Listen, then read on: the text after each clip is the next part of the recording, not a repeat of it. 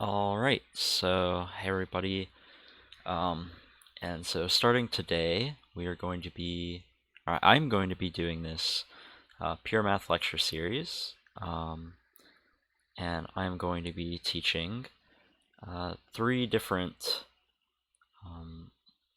sort of subjects in pure math: topology, analysis, and algebra.